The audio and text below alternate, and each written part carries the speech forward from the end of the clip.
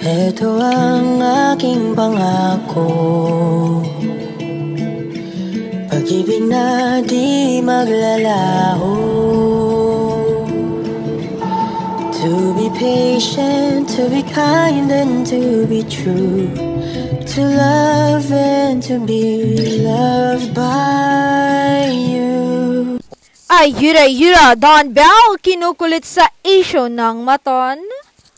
Nakaloka ang ibang netizen na gustong pagsalitain sina Bel Moriano, Donnie Pangilinan, Kayla Estrada, Richard Gutierrez at Daniel Padilla tungkol sa issue ni Maris Racal at Anthony Jennings.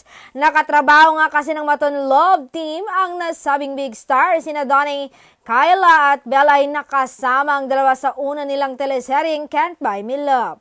Gumanap na magkakapatid sina Maris, Kayla at Belle sa nasabing serye at maski tapos na nga ito ay sisters pa rin ang turingan nilang tatlo. Habang parang kapatid na rin ang turing ni Donnie at ng Pangilinan family kay Anthony.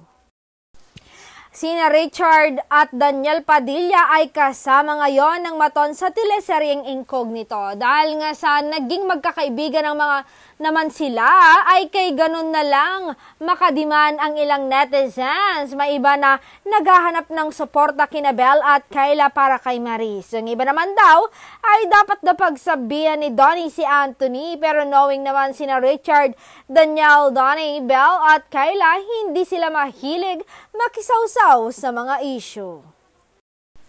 Tama lang ang pananahimik nila dahil kahit kaibigan nila sina Maris at Anthony ay hindi naman sila sangkot sa issue ng mga ito.